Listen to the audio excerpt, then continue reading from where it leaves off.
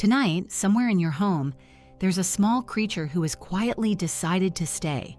She's warm. She's breathing slow and even. Maybe she's curled at the foot of your bed right now, or stretched across the back of the couch like she owns the place. And in a way, she does. We call her a cat. And you and I and everyone we've ever known have shared our homes with her kind for more than 10,000 years. But here's the question almost nobody ever stops to ask. Why? Why would a wild desert hunter, an animal built to live alone, hunt alone, and sleep alone, ever choose to come in from the cold and settle down beside us? Now, you probably think you picked your cat, that you walked into a shelter or visited a farm or answered an ad online and brought her home. And in the smallest sense, that's true. But the bigger truth is far stranger and far more wonderful. Because long before you were born, long before any of us were born, cats made a choice. A quiet, deliberate choice, made in the shadows at the edges of the very first human villages. And that one choice changed both of our species forever. Today, we're going to follow that story all the way back to its beginning. Back through cozy living rooms and ancient temples, across old oceans and desert nights, right down to the oldest question of all. Not how we tamed the cat, but why the cat decided to keep us. And I promise you, by the time we're done, you will never look at that small sleeping shape in your home the same way again. If you love learning what's really going on behind those quiet green eyes, do me a small favor and hit that subscribe button right now, because this is exactly the kind of story we tell here every single week. All right, let's begin where every cat's day seems to begin and end and begin again. With sleep. Here's something that might surprise you. The little creature resting near you right now will spend most of her entire life doing exactly that, resting. The average cat sleeps somewhere between 13 and 16 hours out of every single day, and some cats push that closer to 20. Let that number sink in for a moment. If your cat lives to be 15 years old, she may well spend 10 of those years with her eyes gently closed. 10 years. Now, I know what a lot of people think when they see a cat sprawled across a sunny windowsill at 2 in the afternoon. They think, well, isn't that the laziest animal alive? But that's not it at all. Not even close. Because deep inside that soft, sleepy body, your cat is still and always will be a hunter. And to understand why she sleeps the way she does, you first have to understand the kind of hunter she is. Your cat is not built for the long chase. She is not a wolf, loping tirelessly across the tundra for miles until her prey gives out.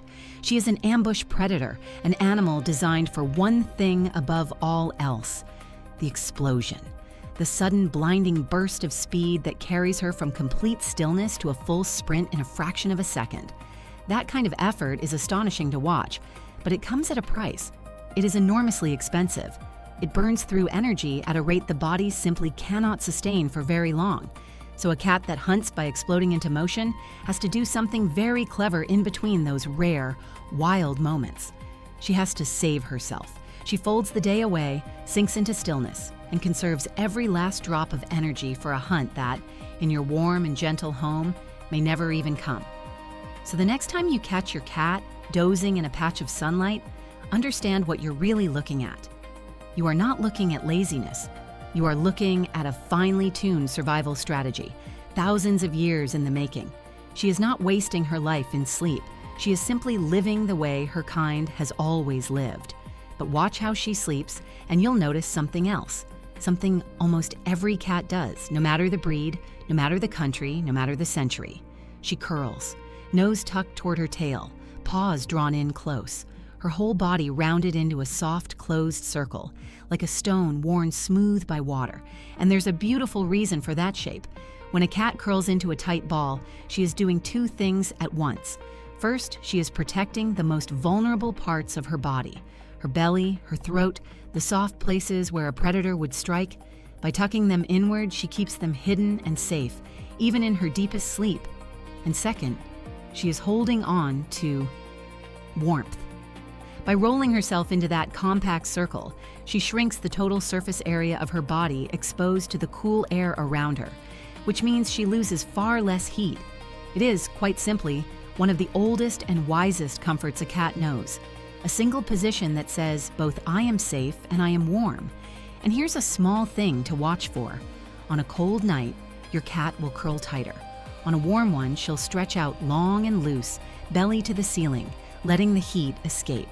Her sleeping shape is a living thermometer, telling you exactly how she feels about the temperature of the room, if only you know how to read it. Now, speaking of warmth, have you ever reached down to touch your sleeping cat and been surprised by just how warm she feels? Almost feverish, like a tiny furnace running under all that fur? Well, that's not your imagination, and it's not a sign that anything's wrong. A cat's normal body temperature runs noticeably hotter than yours. While a healthy human sits right around 98.6 degrees Fahrenheit, a healthy cat runs somewhere between 100 and 102.5. That's several degrees warmer than you, held there all day, every day. And this one fact explains an enormous amount about the creature you live with. It explains why she is forever hunting down the warmest spot in the entire house. The sunbeam that crawls across the floor, the radiator, the freshly folded laundry still warm from the dryer, the top of the cable box, your laptop keyboard right in the middle of your work, and of course, most of all, you.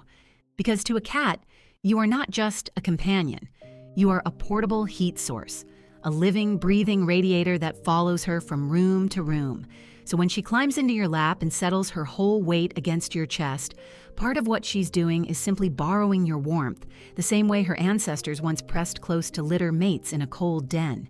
And that leads us to something really worth pausing on. That small, warm weight settling onto you is doing more than just keeping her cozy. It may be quietly changing something inside of you, too.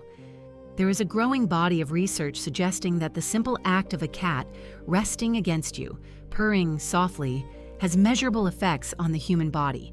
It can slow your heart rate. It can lower your blood pressure. It can ease the tension your shoulders have been carrying all day without you even realizing it. Scientists who study the bonds between humans and animals have found that quiet, gentle contact with a beloved pet can lower levels of the stress hormone cortisol in your bloodstream while nudging up the chemicals associated with calm and connection. In other words, that warm little weight on your lap isn't only taking comfort from you, it's giving it right back. It's a quiet exchange happening below the level of words, and it's one of the oldest gifts of this whole strange partnership between our two species. So here's my first question for you today, and I really do want to hear your answer down in the comments.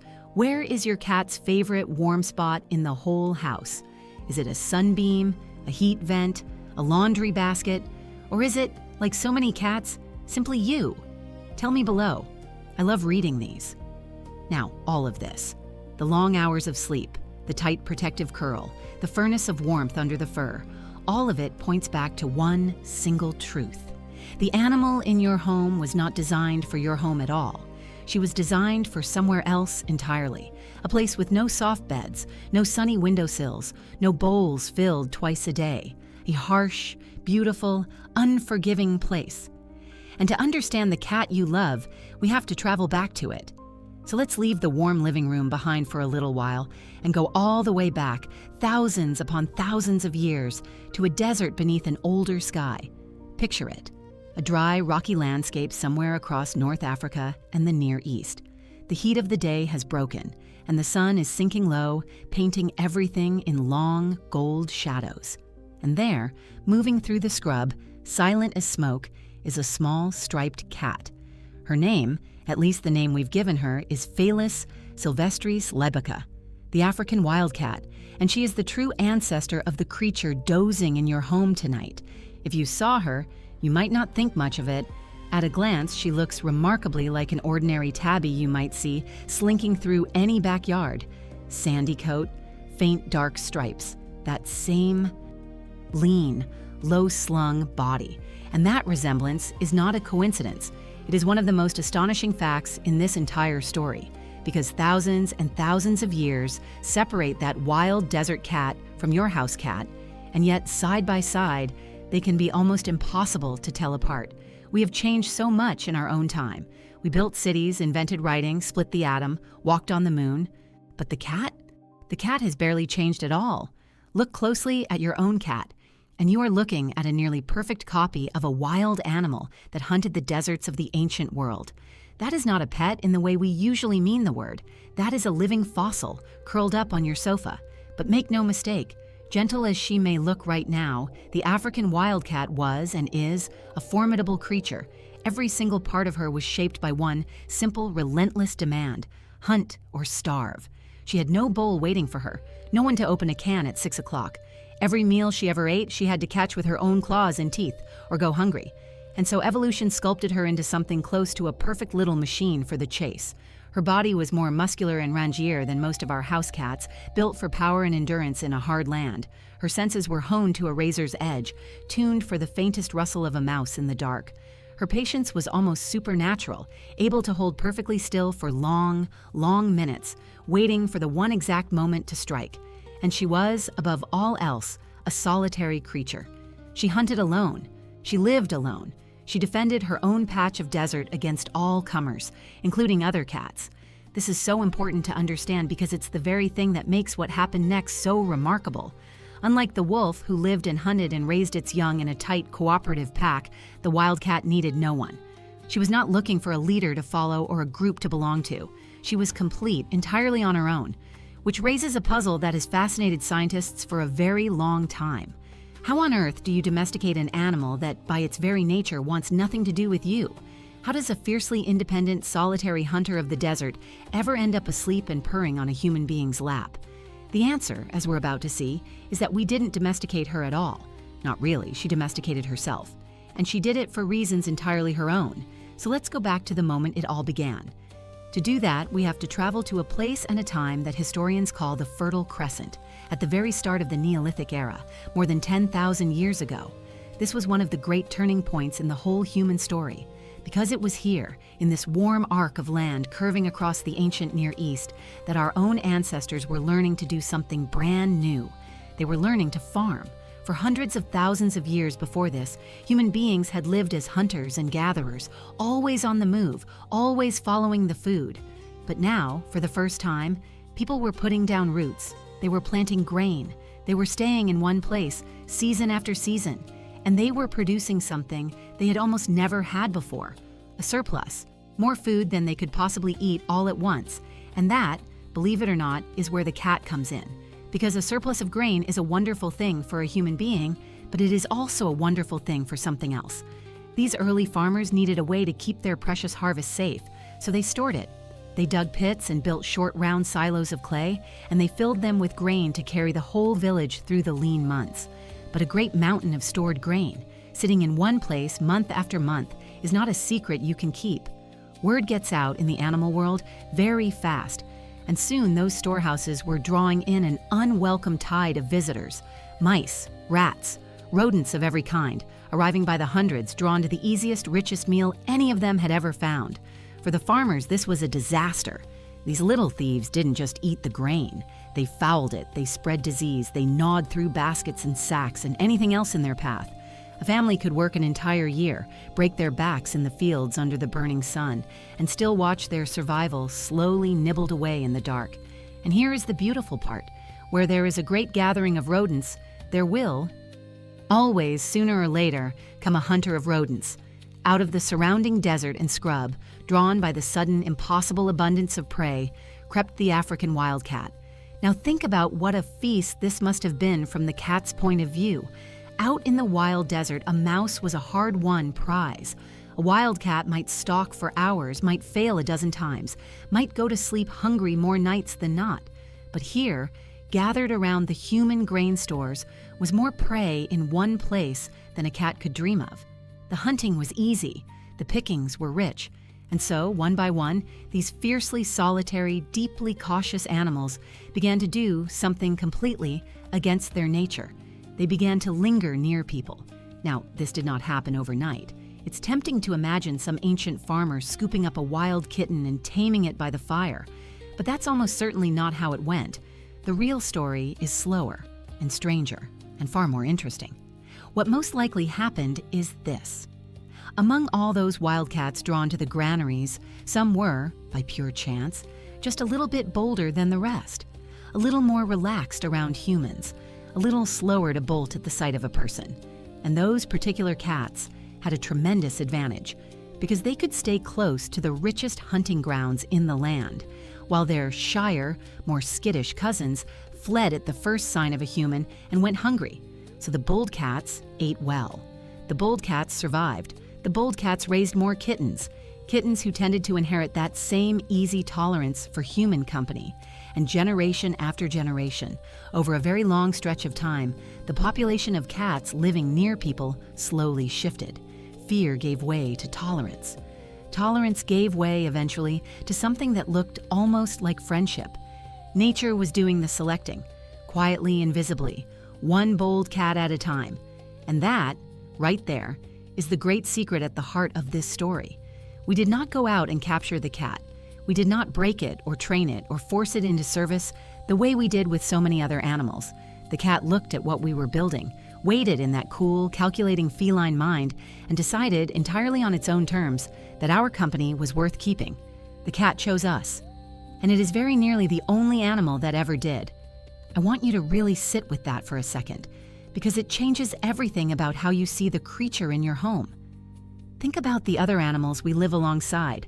We bred the wolf into the dog over countless generations, shaping it into 1,000 forms to suit our needs, from tiny lapdogs to great working hounds. We herded sheep and cattle and penned them for our own use. In almost every case, we were the ones in charge. We took a wild animal and we bent it to our will. But the cat is different. The cat was never really conquered.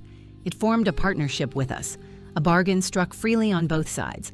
We got a tireless, brilliant guardian for our food and our health, an animal that kept the plague-carrying rats at bay long before anyone understood what plague even was. And the cat got a warm, safe place with an endless supply of prey. It was, in the truest sense, a deal between equals, and to this very day, some small ancient part of your cat still remembers the terms of that deal. It still keeps one paw in the wild. It comes to you for warmth and food and affection, yes, but always on its own schedule, always by its own choice. Your cat is not with you because it was made to be. Your cat is with you because every single day it decides to be. And honestly, once you understand that, the aloofness people always complain about starts to look like something else entirely. It starts to look like freedom. Here's a question I'd love you to think about while we go on. Does your cat feel more like a pet you own, or more like a small independent roommate who has simply agreed to share your home?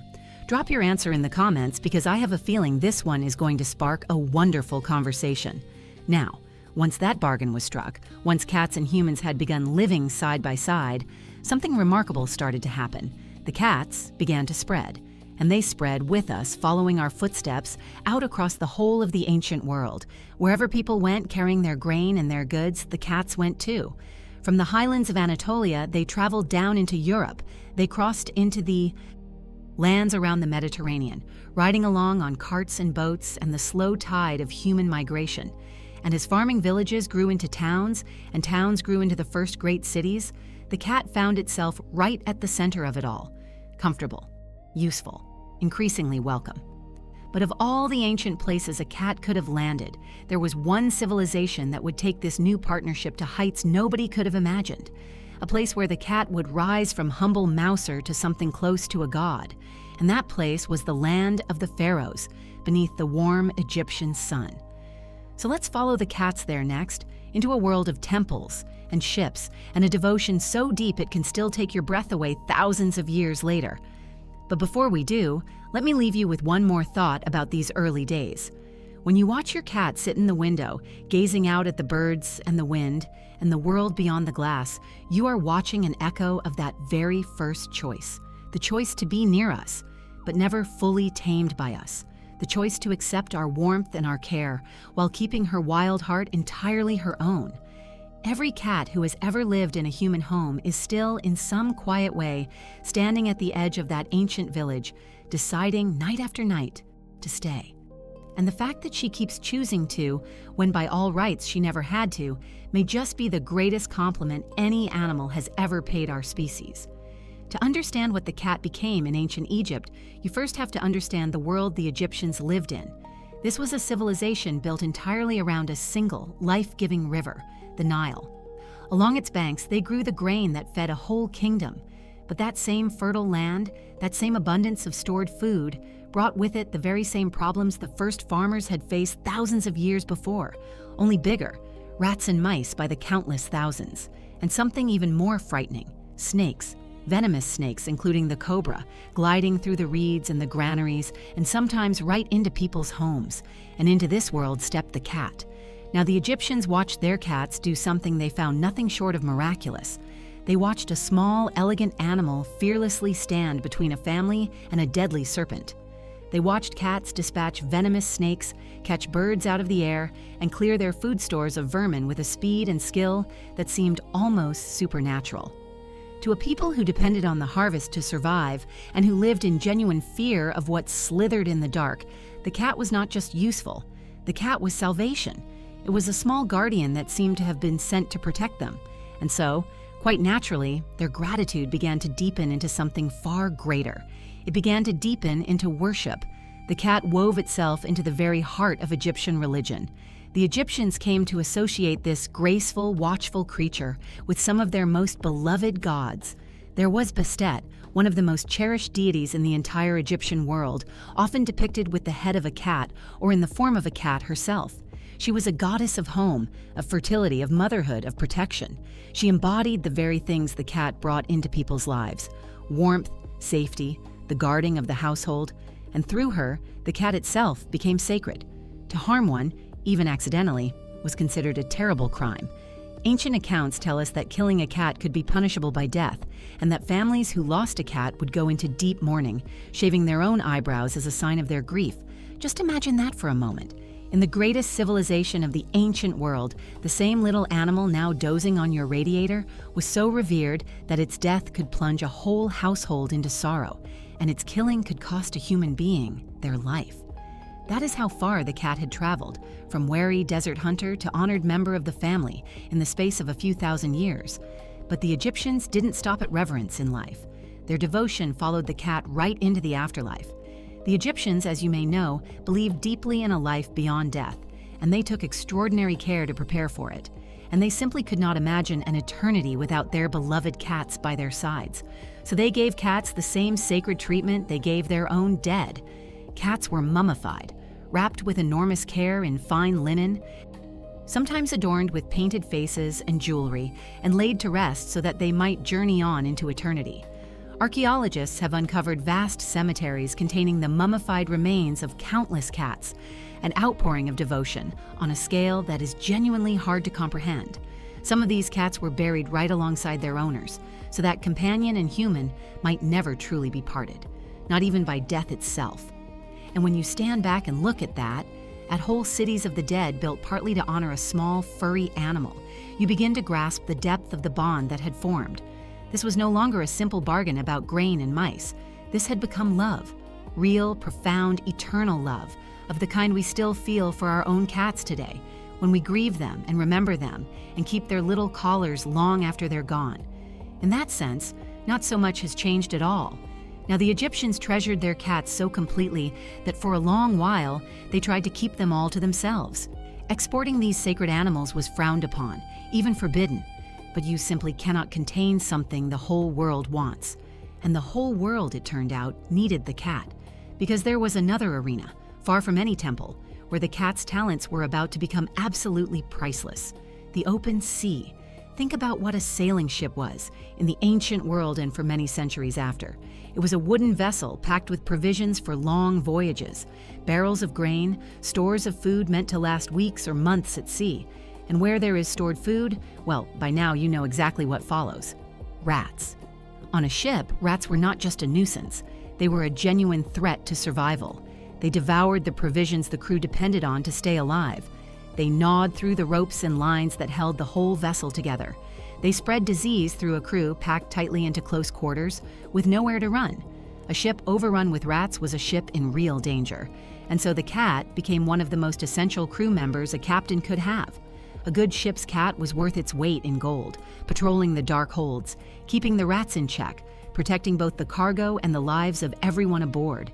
This is how the cat truly conquered the world, not by land, but by sea. Egyptian cats sailed the Nile, holding those poisonous river snakes at bay. Then they graduated to larger vessels and began to travel from port to port, all across the known world. Cats carried on Roman ships across the waters between India and Egypt. Centuries later, cats voyaged all the way up to the cold Baltic Sea aboard the ships of Viking seafarers. And in time, they set sail for the most distant shores of all, crossing vast oceans to reach Australia and the Americas. Wherever human beings dared to sail, the cat sailed with them, a tiny self-appointed guardian riding the waves at the edge of the map. And this brings me to one of my very favorite stories in all of feline history. A story that shows just how tough, how lucky, and how downright unsinkable a ship's cat could be. It takes place during the Second World War. In May of 1941, a mighty German battleship called the Bismarck went down in a fierce battle at sea. Of her crew of over 2,000 men, only a little more than 100 survived. But when a British warship arrived to pull survivors from the freezing water, they found something they never expected.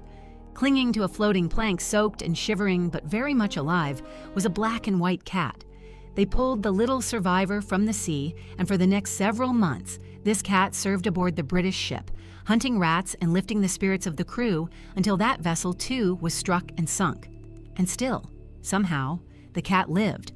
Nicknamed Unsinkable Sam, this remarkable little creature rode on to safety and went on to serve aboard still more ships, one of which also sank beneath him before he was finally retired to a peaceful home for sailors on dry land, where he could at last live out his days far from the sea that could never quite claim him.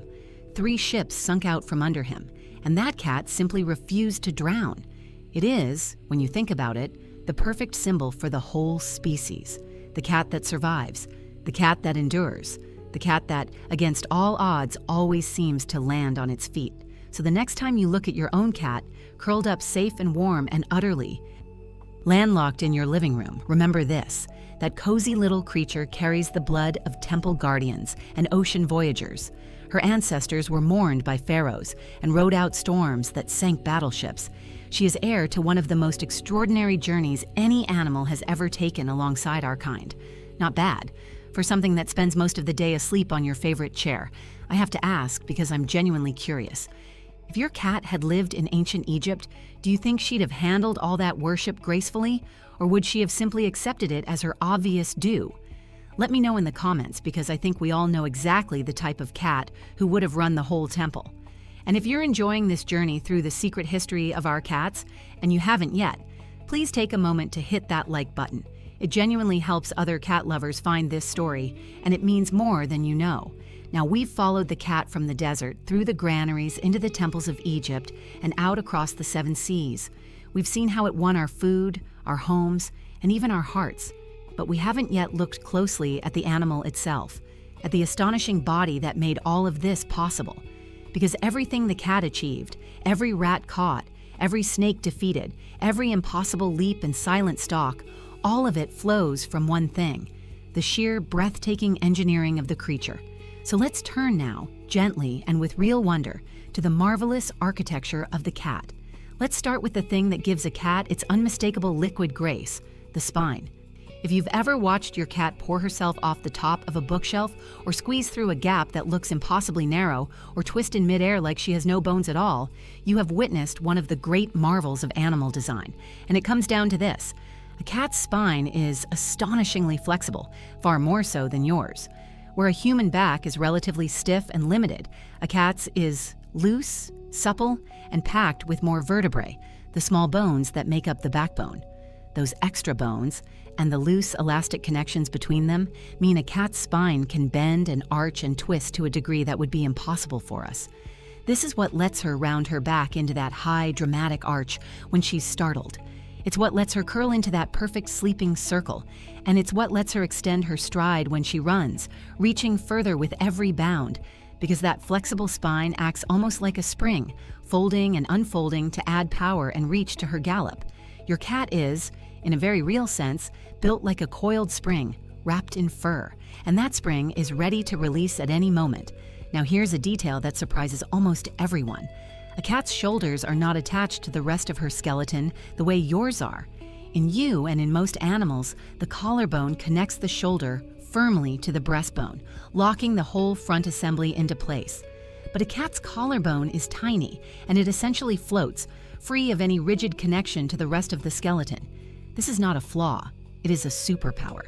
because those free-floating shoulders mean a cat can compress her entire front end, narrowing her body dramatically to slip through the tightest of spaces. Here's the old rule of thumb, and it's remarkably true. If a cat can fit her head and her whiskers through an opening, the rest of her can very likely follow. There's no bony shoulder girdle to get stuck. She simply flattens herself and flows through, like water, finding its way through a crack. It's why your cat can appear in rooms you were certain you'd closed off and vanish into hiding places you didn't even know existed in your own home. And since I just mentioned them, let's talk about those whiskers, because they are so much more than a decorative flourish on your cat's face. Whiskers are among the most sophisticated sensory tools in the entire animal kingdom. They are not simply thick hairs. Each whisker is rooted far more deeply in the skin than an ordinary hair, and that root is wrapped in a rich bundle of nerves. This turns each whisker into a finely tuned instrument, exquisitely sensitive to the slightest touch and even to the faintest currents and changes in the air. So what does this actually do for your cat? An enormous amount. In the dark, when her eyes can only do so much, her whiskers help her feel her way through the world, brushing against surfaces to map the space around her. They help her judge whether she can fit through a gap, because, and this is a wonderful piece of design, a cat's whiskers are roughly as wide as her own body. When she pokes her head into a tight spot, her whiskers are quietly measuring, telling her whether the rest of her will make it. And when she's hunting, those whiskers do something almost magical. As she seizes her prey, she can sweep her whiskers forward around it, using them to feel the exact position and movements of a creature she may barely be able to see at such close range. It's why a cat can deliver such a precise, killing bite in near total darkness. She isn't just seeing her prey, she's feeling it in astonishing detail, with a set of built-in antennae growing right out of her face. So please never, ever trim your cat's whiskers. To do so would be like blindfolding her and stopping her ears all at once. It would leave her clumsy, disoriented, and stressed. Those whiskers are a precious part of how she experiences the whole world. Now let's move to the part of the cat that is perhaps the most iconic of all, the claws. And here we find yet another piece of brilliant engineering. Unlike a dog, whose claws are always out, clicking along the floor with every step, a cat's claws are retractable. When she doesn't need them, they're drawn up and back, sheathed and hidden inside her toes, kept sharp and protected. But the instant she needs them, to climb, to grip, to strike, they snap out with astonishing speed. Think about how clever this is. By keeping her claws tucked away most of the time, a cat protects them from wearing down against the ground. She keeps them needle-sharp and battle-ready for the exact moment they matter. It's also part of what makes her such a silent hunter, because with her claws retracted, she can pad along on soft paws without a sound, giving no warning to the prey ahead. And this is also, by the way, why cats need to scratch. When your cat rakes her claws down a scratching post, or, let's be honest, sometimes the leg of your sofa, she isn't being destructive for the fun of it. She's performing essential maintenance. Scratching helps her shed the worn outer sheaths of her claws, revealing fresh, sharp points underneath. It stretches the muscles of her legs and back, and it lets her leave both a visible mark and a scent signal, because there are scent glands in her paws. So when you provide plenty of good scratching posts around your home, you're not just saving your furniture, you're honoring a deep, ancient need and giving your cat a healthy way to care for one of her most important tools. But of all the astonishing feats a cat's body can perform, there is one that has captured human imagination more than any other. The way a falling cat so often manages to twist in midair and land squarely on her feet. This is called the righting reflex, and it is a genuine marvel of physics and biology working together in a fraction of a second. Here's roughly how it works. The moment a cat begins to fall, her inner ear, which houses her sense of balance, instantly tells her which way is up. With that information, and using that incredibly flexible spine and those free-floating shoulders we talked about, she performs a lightning-fast sequence of rotations. She turns the front half of her body one way, then whips the back half around to match, tucking and extending her legs to control the spin, all with breathtaking speed and precision. Cats can begin this maneuver almost the instant they start to fall, and they can complete the whole rotation in a remarkably short distance. It is one of the most beautiful demonstrations of natural athleticism you will ever see. But, and I cannot stress this enough, this reflex is not magic, and it is not a guarantee of safety. I want to be very clear here, because it matters. The righting reflex helps a cat orient herself, but it does not make her invincible. Cats can and do suffer terrible injuries from falls, especially from significant heights, and especially indoors from open windows and balconies. There's even a name for the pattern of injuries vets see. Please, if you love your cat, make sure your windows have secure screens, and never assume that because a cat can right herself, she can survive any fall unharmed. That reflex is a wonder, but it is not a safety net. Your care is. And that brings me to something I want to share with you, because it's close to my heart.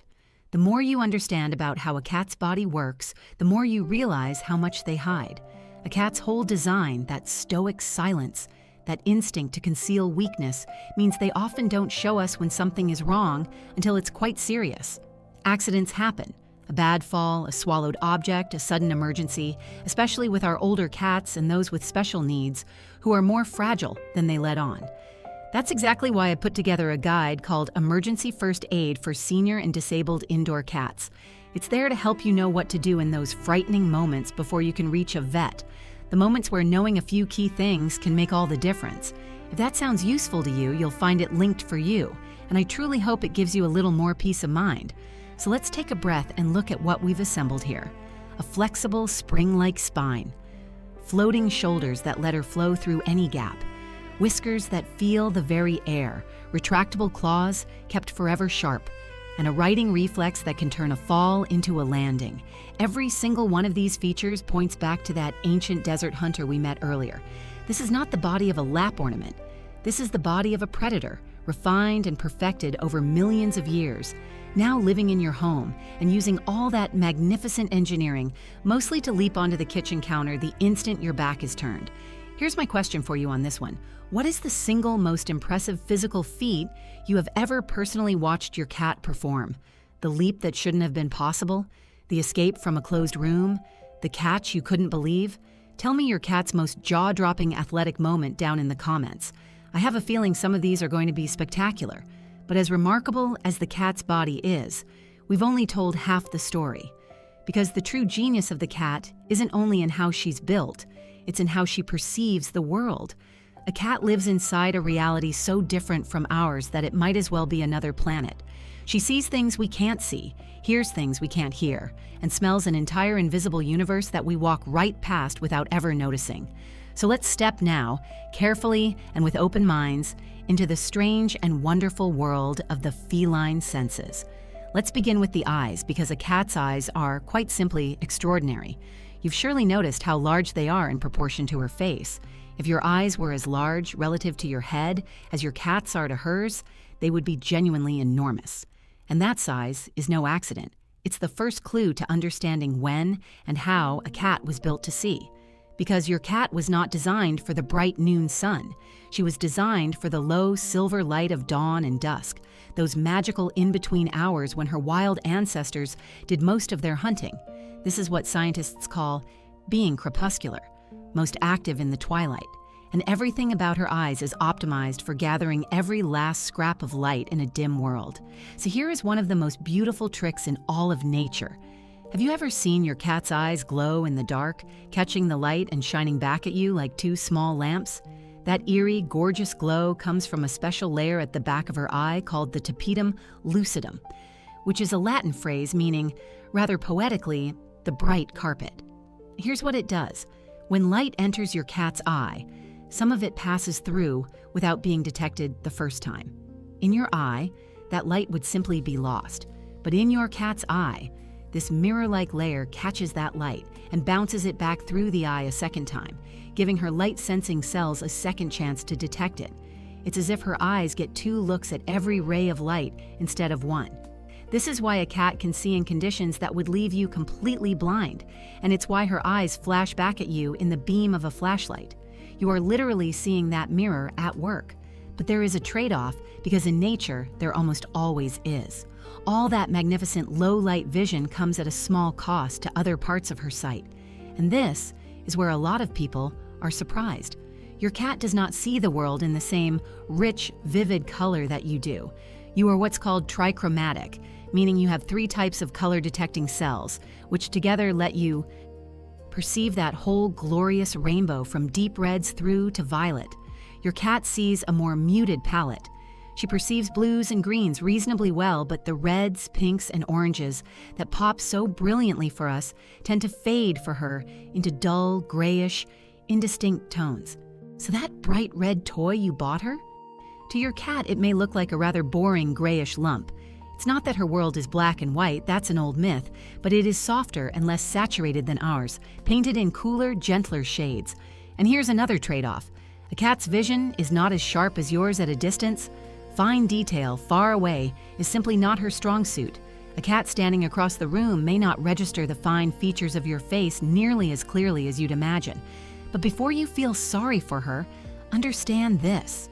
She gave up a little color and a little sharpness in exchange for something far more valuable to a hunter: the ability to see in near darkness, and above all, the ability to detect motion. Because when it comes to movement, your cat is in a league entirely of her own. A cat's eyes are exquisitely tuned to catch the tiniest flicker of motion, the faint twitch of a mouse's tail in the grass, the subtle shift of a bird settling on a branch, the quick dart of an insect across the floor. Where your eye might miss these small movements entirely, your cat's eye seizes on them instantly. This is the hunter's greatest visual gift. In the wild, prey survives by holding still and blending in. So evolution gave the cat an eye that lights up at the first hint of motion, an early warning system for anything that moves. This is why your cat can be dead asleep one moment and the very next be locked on to a fly you didn't even know was in the room. And it's why nothing on earth captivates a cat quite like the flick of a feather toy or the sudden dash of a laser dot. You're not just entertaining her, you're speaking directly to the deepest, most ancient part of her visual brain, the part that has been watching for movement in the shadows for millions of years. Now let's move to the ears, because if you think a cat's eyes are impressive, her hearing may be even more astonishing. A cat's sense of hearing is one of the finest in the entire animal kingdom, and it dramatically outclasses our own. Cats can hear sounds far higher in pitch than we can, well up into the ultrasonic range. And this is not just a random quirk, it is a hunting adaptation of pure genius. Because you see, mice and other small rodents communicate using high-pitched squeaks, many of them too high for human ears to detect at all, but not too high for a cat. Your cat can hear the secret conversations of her prey, sounds that are, to us, complete silence. Imagine having a superpower that lets you hear an entire hidden world that everyone around you is deaf to. That is your cat, every single day, and it gets better. Watch your cat's ears closely sometime, and you'll notice they're almost never still. They swivel, tilt, and rotate, each one moving independently of the other. A cat's ears are controlled by an impressive array of muscles, far more than we have, which gives her the ability to rotate each ear a remarkable degree, like a pair of little satellite dishes scanning the room.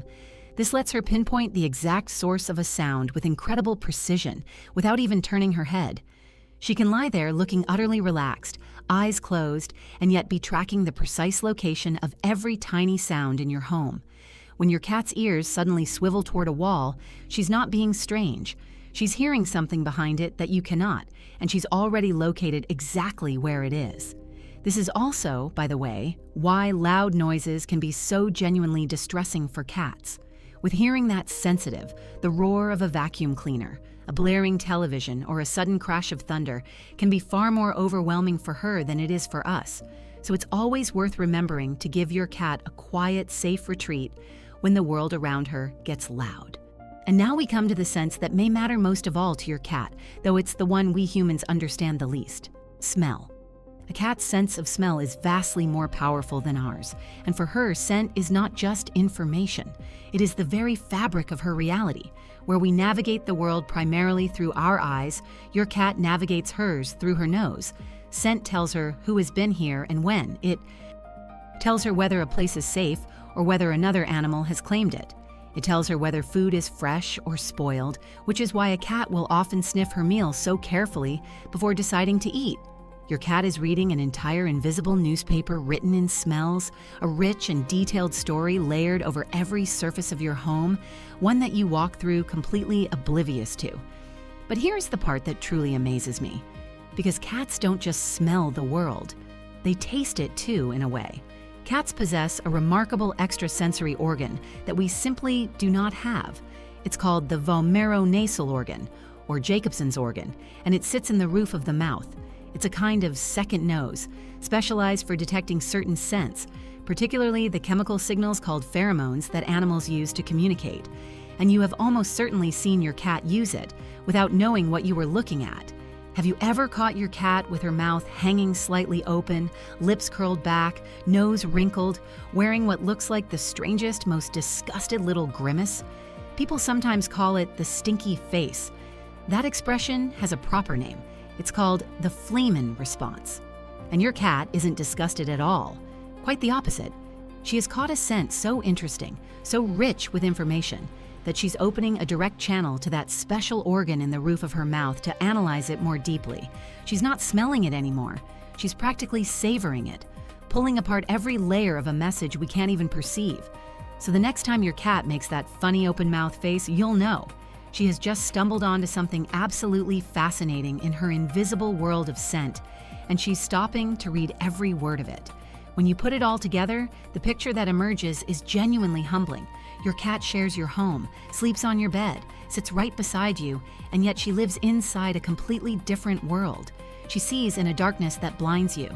She hears the whispers of creatures you'll never detect, and she moves through a rich, invisible landscape of scent that you can't even imagine. In a very real sense, you and your cat occupy the same rooms while experiencing two entirely separate realities, side by side. And I think there's something wonderful in that, because it means that no matter how well you know your cat, there is always a part of her experience that remains a beautiful mystery to you. So here's my question for you today. Has your cat ever reacted to something you simply could not perceive?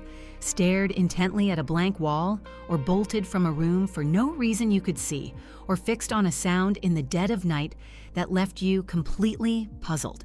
Tell me your most mysterious moment down in the comments, because now you know she probably wasn't seeing ghosts. She was just living in her richer, stranger world and giving you a little glimpse of it.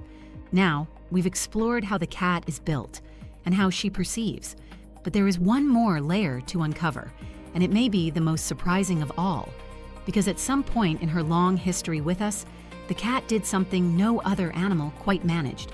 She didn't just move into our homes. She learned to talk to us. She developed a whole secret language, one aimed squarely and specifically at the human heart. And that language is where we go next. Let's start with the sound every cat owner knows by heart, the meow. It seems like the most obvious thing in the world, doesn't it? Cats meow. That's just what cats do. But here is a fact that stops almost everyone in their tracks the first time they hear it. Adult cats, in the wild, almost never meow at one another. Kittens meow, yes. A tiny kitten will cry out to its mother when it's cold, or hungry, or lost, and the mother comes running. But as those kittens grow up, the meowing fades away. Adult cats communicate with each other mostly through scent, body language, and other sounds entirely. So if grown cats don't really meow at each other, then who, exactly, is your cat meowing at? The answer is one of the most touching discoveries in all of feline science. Your cat is meowing at you, almost exclusively at you. The meow, as we know it, is a language your cat developed specifically, deliberately, to communicate with human beings. Think about what that means. Somewhere along the thousands of years we've lived together, cats worked out that we humans are not very good at reading their subtle scent messages and their delicate body language. We're a bit dense, frankly, by feline standards, so they adapted. They took the kitten's cry, that sound that once summoned a mother, and they turned it into a tool for managing us. Your cat has essentially kept one foot in kittenhood for your benefit, calling out to you the way she once called out to her mother, because she learned that it works. And it gets more remarkable still. Cats don't just meow, they fine-tune their meows, right down to the individual human. Studies suggest that cats develop specific vocalizations tailored to their particular owner, a private vocabulary that the two of you share and that no one else fully understands. Your cat has learned which sounds get which results from you. The short, bright chirp that means hello. The long, insistent yowl that means the food bowl is unacceptably empty and you should be ashamed. The soft, questioning trill she gives when she wants you to follow her somewhere. Over the years, the two of you have built up a genuine, if unspoken, dialogue. She has been studying you, learning you, adjusting her calls to pull exactly the right strings. Some researchers have even suggested that cats can embed a note in their cry that we humans find especially hard to ignore, a sound woven through with an urgency that tugs at the same part of us that responds to a crying infant. Whether or not that's fully proven, any cat owner knows the truth of it in their bones.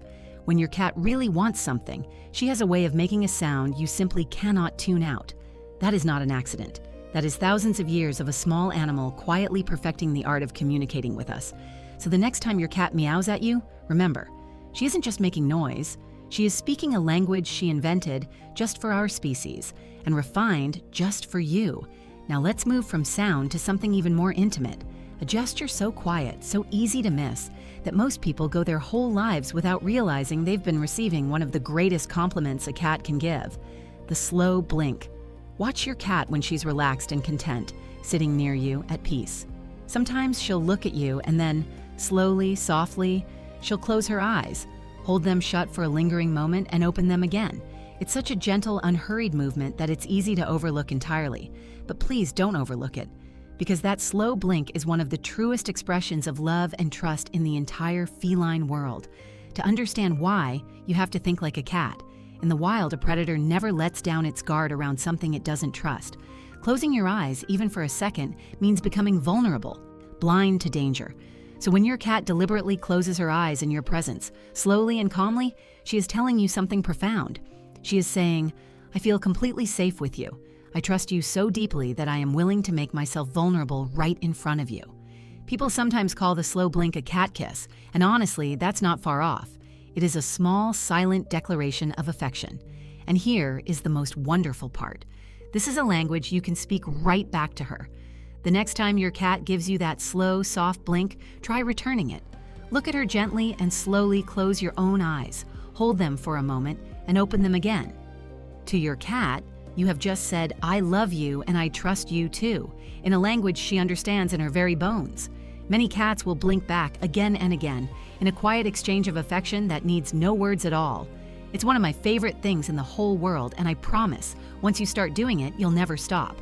And then there's the sound that has soothed human hearts for thousands of years: the purr. Is there anything more comforting than a cat purring softly in your lap?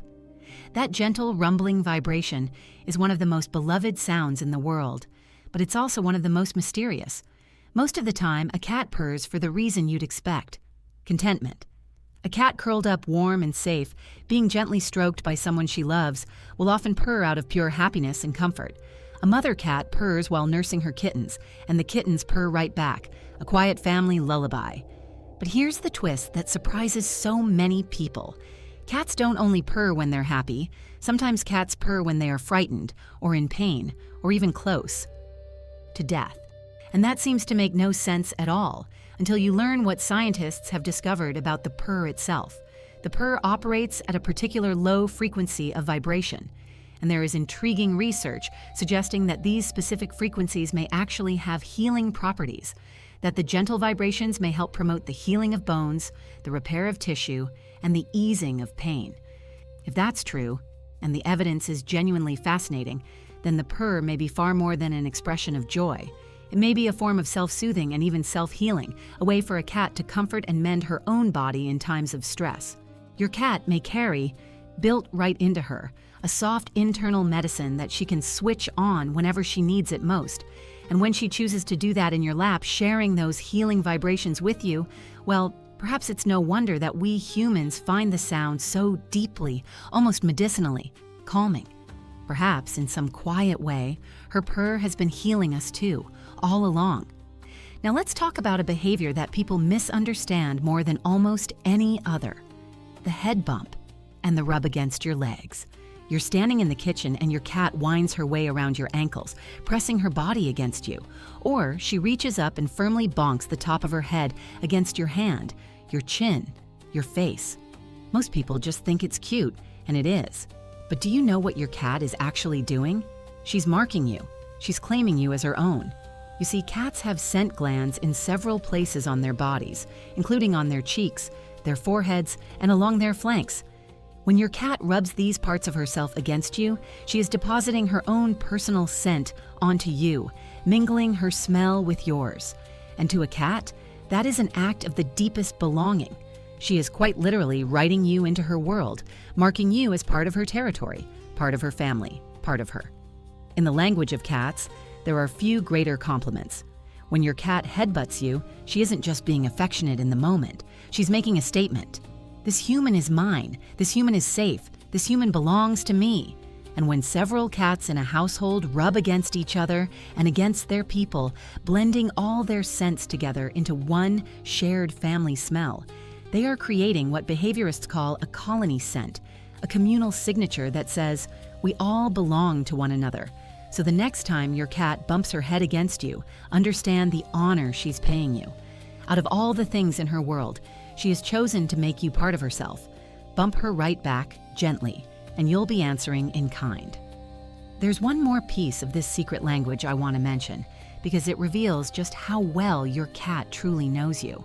Research suggests that cats can recognize their own names, distinguishing that particular sound from other, similar words.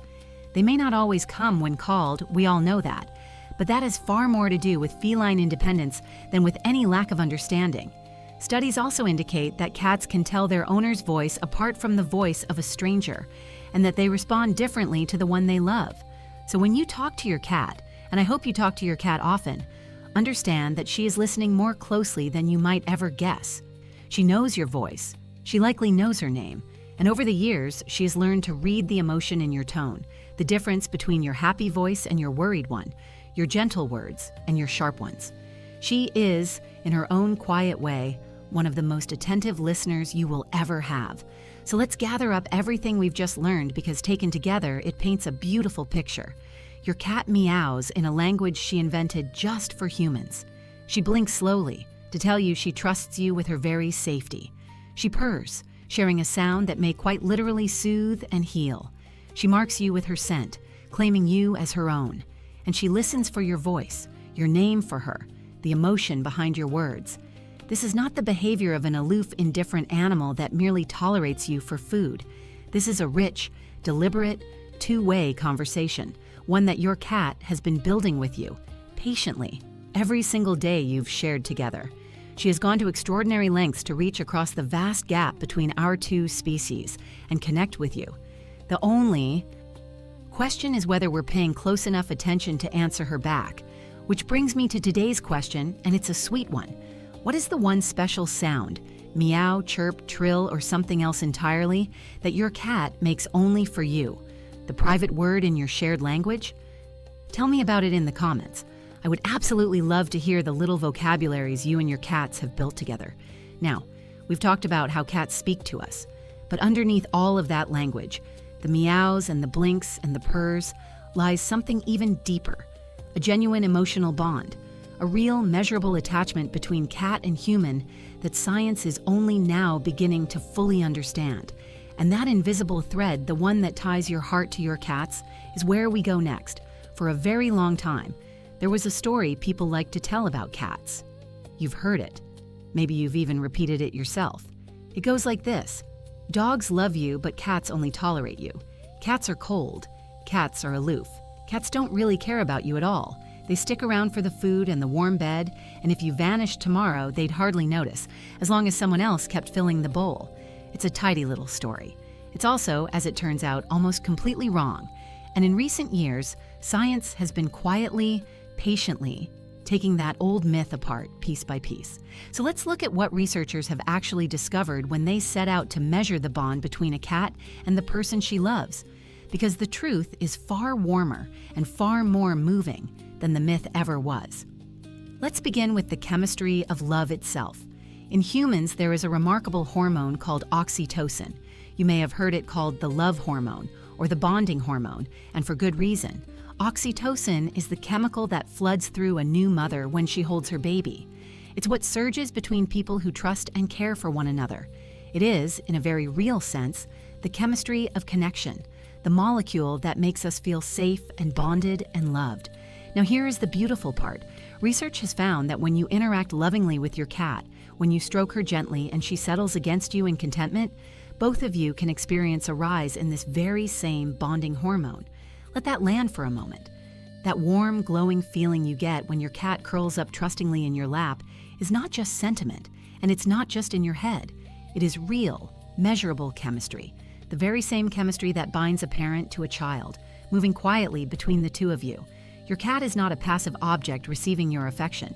She is an active partner in a genuine chemical bond, one written in the same ancient language of love that connects all mammals, humans, and cats alike. When you feel that quiet swell of love for your sleeping cat, understand that something in her may well be feeling it right back. But the bond goes deeper than a single hormone. Because in recent years, scientists have started asking a truly fascinating question. Do cats form attachments to their humans in the same structured way that human children form attachments to their parents? And to answer it, they borrowed a famous experiment from child psychology. For decades, researchers studying human infants have used something called the strange situation test. The idea is simple. You watch how a baby behaves with its parent in the room, then when the parent leaves, and then, most importantly, how the baby reacts when the parent returns. From those reactions, psychologists can identify different attachment styles. A securely attached child uses the parent as a safe base. They explore confidently when the parent is near, may be upset when the parent leaves, and are comforted and reassured the moment the parent comes back. So researchers ran a version of this very same test, but with cats and their owners. And what they found was genuinely striking. Cats, it turns out, form attachment styles remarkably similar to those of human infants. Many cats showed exactly that secure attachment. When their owner was present, they felt confident enough to explore the room. When the owner left, they showed signs of stress. And when the owner returned, they greeted them, reconnected, and then settled, using their person as a source of comfort and security, a safe harbor in an uncertain world. Your cat, in other words, may relate to you in much the same fundamental way. Small child relates to a beloved parent. You are her secure base. You are the safe center of her whole world. And this discovery explains so much about the behaviors we see every day, but rarely stop to understand. It explains why your cat may follow you from room to room, not because she's needy, but because your presence is reassuring, a fixed point she likes to keep in sight. It explains why some cats become anxious or withdrawn when their owner is away for a long time, and why they may greet you at the door with such obvious relief when you finally come home. It explains why a frightened cat, faced with something new or scary, will often run not away from you, but toward you, seeking safety in your presence. You are not just her food source, you are her anchor. When the world feels uncertain, you are the one fixed, trusted thing she returns to. And there's something profoundly tender in that, isn't there? This proud, independent, self-possessed little creature, who by all rights needs no one, has quietly decided that she needs you. Not for survival, necessarily, but for comfort, for security, for that deep, wordless feeling of being safely connected to another living being. That is not tolerance. That is love, in one of its purest forms. Now, I do want to be honest and balanced here because that's important. Not every cat forms a secure attachment, just as not every child does. Some cats are more anxious, some are more avoidant, keeping a little more distance, taking longer to trust. And a great deal of this comes down to their early experiences, especially how they were treated and socialized as young kittens, as well as their individual personality. A cat who had a rough, frightening start in life may carry that caution with her for years and may need far more patience and gentleness before she can fully let her guard down.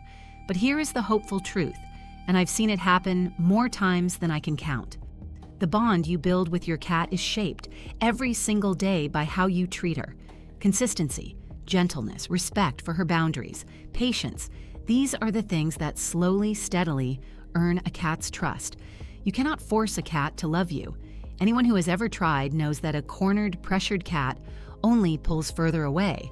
But you can create the conditions in which love becomes possible, and then wait patiently while she decides to give it. And when a once fearful cat finally chooses to climb into your lap for the very first time, when she finally offers you that slow, trusting blink, well, there are few feelings in the world quite like it, because you'll know it was freely given. You'll know you earned it. This is also why the way you handle your absences matters so much to a sensitive cat. Remember, you are her secure base, her anchor. So when you leave, especially for long stretches, it can be genuinely stressful for her. Some cats handle it with ease. Others sit by the door, or grow anxious, or fall into little routines of waiting. This doesn't mean you should never leave your cat, of course, but it does mean it's worth being thoughtful about it. Leaving her with familiar, comforting things, keeping her environment enriched and interesting, establishing calm and predictable routines around your comings and goings, all of these can help ease the anxiety of separation for a cat who feels your absence keenly. Because in her world, you leaving isn't just an inconvenience. It's the temporary disappearance of the most important, most stabilizing presence in her entire life. And when you come home, that quiet greeting she gives you, the trot to the door, the upright tail, the soft meow, that is the joy of a small heart reunited with its anchor. So let's set the record straight, once and for all. The old story was wrong. Cats are not cold. They are not indifferent. They do not merely tolerate us for the food we provide. Underneath that famous feline composure lies a genuine, measurable, chemically real, emotional bond. An attachment as deep in its own way as the ones we form with the people we love most. Your cat carries you in her nervous system, in her hormones, in the very architecture of her sense of safety. She has, quietly and without fanfare, woven you into the deepest fabric of her emotional life. The invisible thread between you is not a fantasy you've projected onto an unfeeling animal. It is real. It runs both ways, and it is one of the quiet miracles of sharing your life with a cat. Here's my question for you today, and I suspect this one might get a little emotional in the best way. What is the moment you first knew, really knew, that your cat had truly bonded with you? The moment the wall came down and you understood, this cat loves me. Share that memory in the comments. I think we could all use a few thousand reminders of just how deep these bonds go. Now, we've journeyed through the cat's ancient history, her remarkable body, her extraordinary senses, her secret language, and the deep emotional bond she forms with us. But there is still so much about the cat that remains gloriously, delightfully mysterious. The small, strange, endearing quirks that make us laugh and scratch our heads in equal measure. Why the boxes? Why the catnip? Why the sudden 3 a.m. sprint through the house? So before we arrive at our final and most beautiful question of all, let's take a little while to wander through the small mysteries of the cat. Let's start with the one that has baffled and delighted cat owners since the dawn of time: the boxes. You bring home an expensive new cat bed, plush and soft and perfect, and your cat looks at it with mild contempt. Then you toss the cardboard box it came in onto the floor, and within seconds she's inside it, blissfully content, as if she's finally come home. If it fits, she sits. Why? Why does a cat love a plain cardboard box more than almost anything money can buy? Well, there are a few beautiful reasons, and they all lead back to the hunter we've come to know. First and foremost, a box means security. Remember, your cat is descended from an animal that spent its whole life balancing between predator and prey, and a small enclosed space with solid walls all around offers something deeply reassuring to that ancient part of her brain. Inside a box, nothing can sneak up on her from behind or from the sides. She can watch the world from a place of total safety, hidden and protected, like a little cave. Boxes also trap warmth beautifully, holding in her body heat, and we already know how much a cat adores being warm. And there may be something more still. Some research suggests that enclosed spaces actually help cats cope with stress and anxiety, that a box can be genuinely calming for a nervous cat, a small retreat where the overwhelming world shrinks down to something manageable and safe. So when your cat squeezes herself into a box 3 sizes too small, spilling out over the edges, she isn't just being silly. She's answering one of the oldest instincts she has. She's found her fortress. She's found her cave. And in that little cardboard box, she feels like the safest cat in all the world. Now for one of the strangest and most entertaining quirks of all, catnip. If you've ever given your cat a pinch of this ordinary-looking herb, you've probably witnessed the show. The rolling, the rubbing, the drooling, the blissed-out expression, the sudden bursts of playful energy followed by a dreamy, contented daze. What on earth is going on? Catnip contains a compound that, when a cat smells it, binds to receptors inside her nose and triggers a response in her brain. For many cats, that response is a wave of what looks like pure euphoria, a temporary state of joyful, slightly loopy bliss. It's completely harmless and non-addictive, just a bit of natural fun. But here's a fascinating detail that most people don't know. Not all cats respond to catnip at all. The sensitivity to it is actually inherited, passed down in a cat's genes. Roughly half to two-thirds of cats have the trait that makes them react, while the rest feel absolutely nothing, watching their intoxicated housemates with what I can only imagine is a certain sober bewilderment. And kittens, along with very elderly cats, often don't respond either.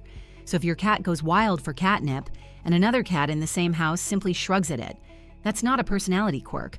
That's genetics, plain and simple. Even something as small as a fondness for an herb turns out to be part of the unique individual your particular cat happens to be. Here's another one that melts hearts everywhere, the kneading. You know the motion.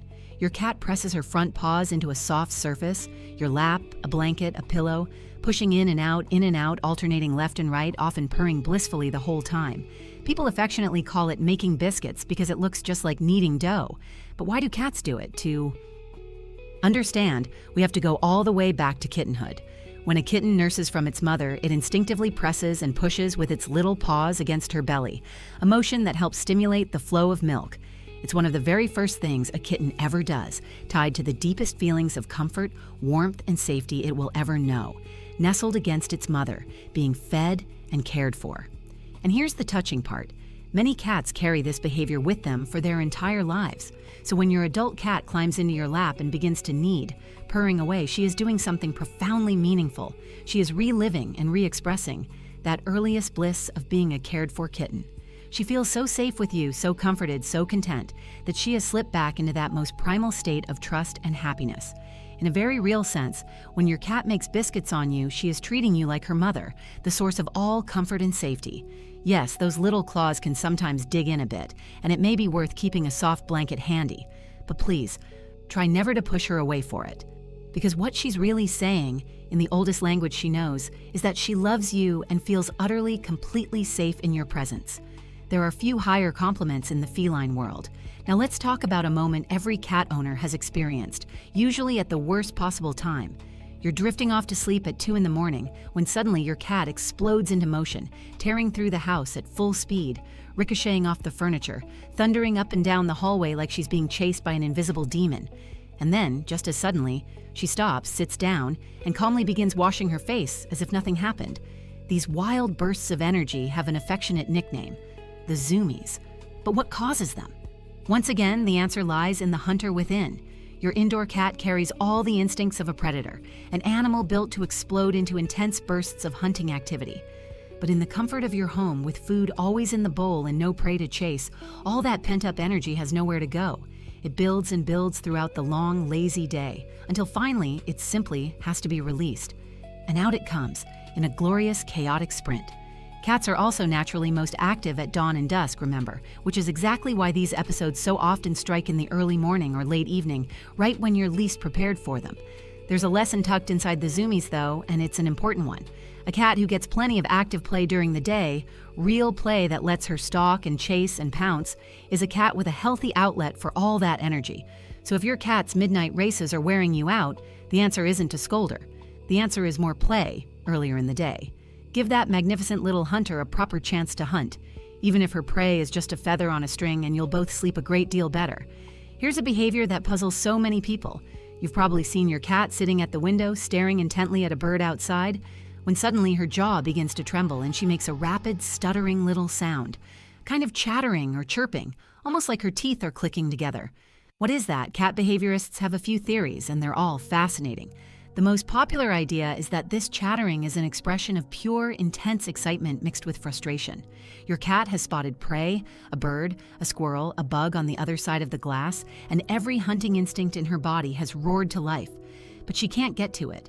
She's trapped behind the window, so close and yet so impossibly far. That thrill, colliding with that helplessness, may come pouring out as an excited, chattering vocalization. There's another intriguing theory, too. Some scientists have suggested that the rapid jaw movement might mimic the killing bite a cat delivers to its prey, a kind of instinctive rehearsal, her body practicing the very motion it longs to perform. Whatever the exact cause, one thing is certain. When your cat chatters at a bird through the window, you are watching thousands of years of predatory instinct light up all at once in a creature who, sadly for her, will have to settle for kibble. It's completely normal, it's completely harmless, and honestly, it's one of the most endearing things a cat does. And finally, the mystery that tests the patience of cat owners everywhere: the knocking of things off tables. You watch, almost in slow motion, as your cat calmly walks up to the glass on the edge of the counter, makes deliberate, unbroken eye contact with you, and then, with one slow, purposeful paw, pushes it right off the edge. Why? Why would she do such a thing? Well, part of it is simple feline curiosity. Cats explore their world with their paws, batting and prodding at objects to learn about them, to see what they do, how they move, what happens when they fall. That little push is, in part, a small scientific experiment. But let's be honest about the other part, because any cat owner already suspects the truth. Sometimes she's doing it for you. Cats are remarkably intelligent, and they learn very quickly which behaviors get a rise out of us. If knocking a pen off the desk sends you leaping up with a gasp, well, from your cat's point of view, that was a wildly successful and entertaining outcome. She got your attention. She got a reaction. She got the show she was looking for. So that unbroken eye contact right before the push, that's not your imagination. That may well be a cat who knows exactly what she's doing and is quietly delighting in the power she holds over you. It's maddening, yes, but you have to admire the audacity, and I promise you, somewhere deep down, she's enjoying it far more than she'll ever let on. So there's a small tour through some of the cat's most delightful mysteries, the boxes that make them feel safe, the catnip written into their very genes, the kneading that carries them back to kittenhood, the zoomies that release the hunter within, the chattering at birds behind glass, and the calculated crimes against your coffee mugs. Every single one of these strange little behaviors, when you look closely, turns out to have a real reason behind it, rooted in instinct, in history, in the deep and ancient nature of the animal you love. And yet, even when we've explained them all, the cat somehow still manages to keep a little mystery in reserve. There's always something just beyond our reach, something we can't quite pin down, and perhaps that's part of her enduring magic, that even after all we've learned, she remains, in some small and wonderful way, unknowable. A little sphinx dozing on your windowsill, keeping her secrets to herself. So tell me, of all your cat's strange little quirks, which one is your absolute favorite? The one that makes you laugh every single time? Or better yet, does your cat do something so bizarre, so specific, that you've never been able to explain it at all? Share it in the comments, and let's see if this wonderful community can crack the mystery together. Because now, at last, we come to the end of our journey. We've traveled from the deserts of the ancient world to the temples of Egypt, from the architecture of the hunter to the chemistry of love. And it all leads, finally, to the oldest and most beautiful question of all. The question we started with: why do they stay? Before we answer that final question, there's one more layer of the cat I want to explore with you, because it may be the most underappreciated of all: her mind. We've marveled at the cat's body and her senses, but what about the intelligence quietly running behind those watchful eyes? Because make no mistake, your cat is thinking, remembering, calculating, and understanding far more than most people ever give her credit for. Let's start with memory, because a cat's memory is genuinely remarkable. Your cat has an excellent memory for the things that matter to her. She remembers where the food is kept and precisely when it tends to appear. She remembers which cupboard holds the treats and can tell the difference between the sound of that cupboard opening and any other in the house. She remembers the routines of your day so accurately that she often seems to know you're coming home before you've even reached the door. And she remembers people and places, sometimes for years.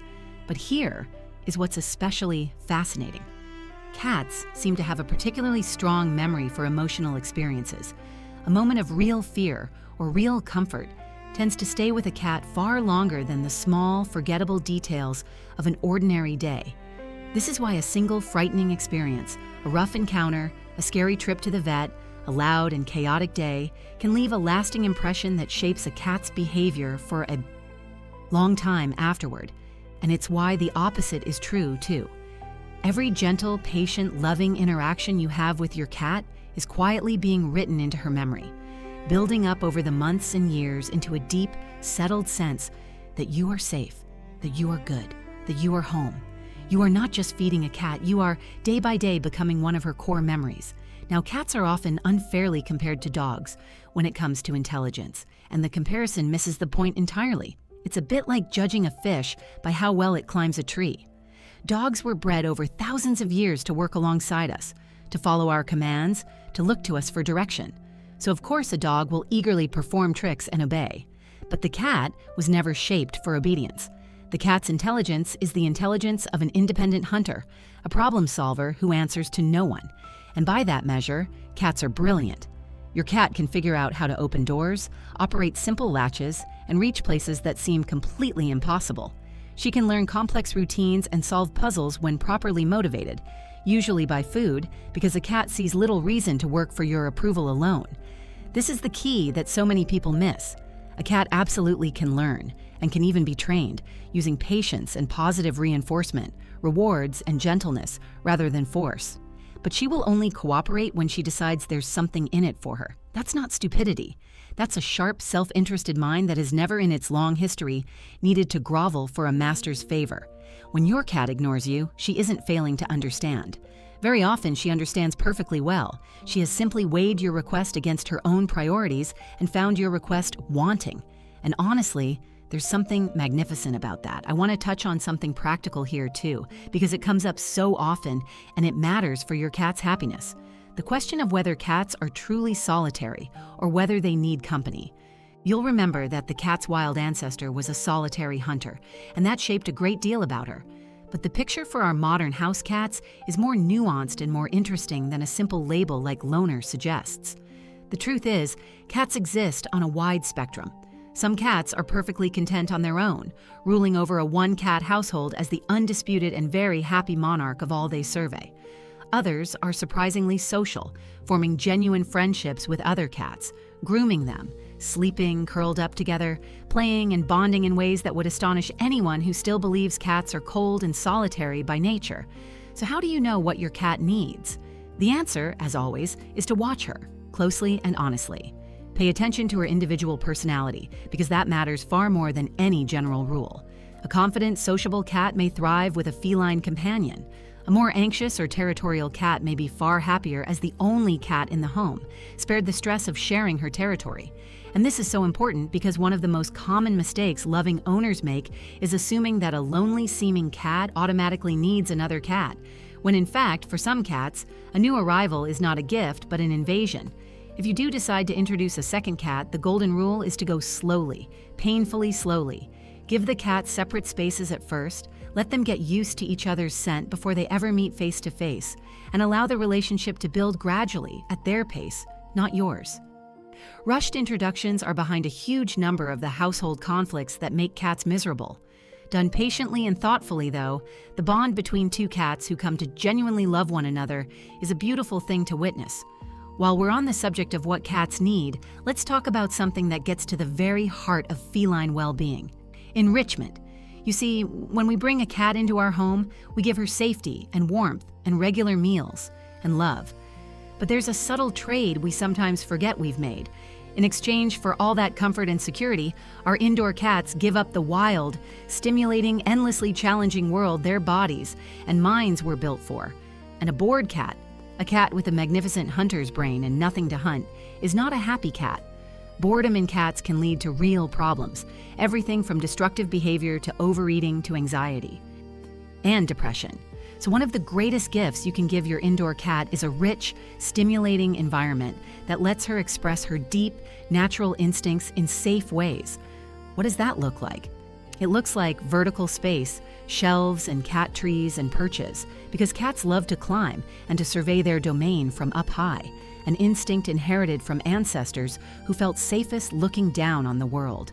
It looks like windows to watch, that endless feline television of birds and squirrels and blowing leaves.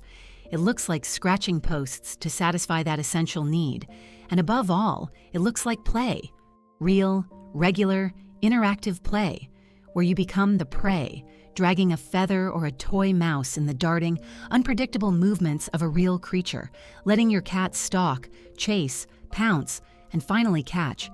That moment of the catch matters enormously because a hunt that never ends in success can leave a cat frustrated. When you play with your cat this way, you're not just tiring her out, though you are. You're letting her be what she truly is, a hunter. You're giving her a small, safe taste of the wildlife written into her every cell. And a cat who gets to hunt, even just a feather on a string, is a cat who feels alive. There's one more small marvel I can't leave out, because it speaks to just how finely tuned these animals are. Have you ever noticed how attuned your cat seems to your moods? How she appears at your side on the days you feel low, or gives you a wider berth when you're tense and irritable? This isn't your imagination, and it isn't magic. Your cat is an extraordinarily observant reader of you. She picks up on the subtle shifts in your body language, your posture, your movements, the tone and rhythm of your voice. She notices changes in your scent that your own stress hormones produce, changes you're not even aware of yourself. She has spent her whole life studying you, learning your patterns, and she often knows how you're feeling before you've said a single word. And many cats respond to what they read. Countless owners describe how their normally independent cat will quietly come and sit close during a hard day, offering a warm, silent presence in a moment of grief or loneliness. We can't know exactly what passes through a cat's mind in those moments, but we do know she notices. We do know she responds. And for anyone who has ever felt the comfort of a cat pressing gently against them on the worst day of their life, no scientific explanation is really needed. You already know that it's real. So let's add all of this to the portrait we've been painting: a sharp, independent, problem-solving mind, a deep and lasting memory, especially for the things that touch her heart, a rich and varied social nature that defies the old lonely stereotype, a profound need to express her wild instincts through play and enrichment, and an uncanny sensitivity to your every mood. This is the animal you share your home with. Not a simple empty-headed pet, but a complex, feeling, thinking creature with an inner life far richer than we once believed. And the more we learn about her, the more astonishing she becomes. And the more clearly we can see that this small being has been paying us the greatest compliment imaginable all along. Out of a world full of possibilities, out of a nature that never required her to need us at all, she has chosen, again and again, to make her life alongside ours. Which brings me to my question for you before we reach our ending. Does your cat seem to know your moods? Has she ever shown up at exactly the moment you needed her most, as if she somehow understood? Tell me your story in the comments. And if this journey through the secret world of the cat has given you a new appreciation for the little creature in your life, do take a moment to hit that subscribe button and join our community, because we go on adventures like this one together every single week, and I would truly love to have you along. Now, at last, let's answer the question that has been waiting for us since the very beginning. After everything we've learned, after the whole long journey from the desert to the sofa, why does the cat stay? So here we are, at the end of the long road we set out on together. And to answer this question honestly, let's begin by clearing away the easy answer. Because the easy answer, the one most people would give, isn't wrong exactly. It's just far too small. The easy answer is that cats stay for the food, for the warmth, for the safety, for the comfortable bed and the reliable meals and the shelter from the cold and the rain. And of course, all of that is true.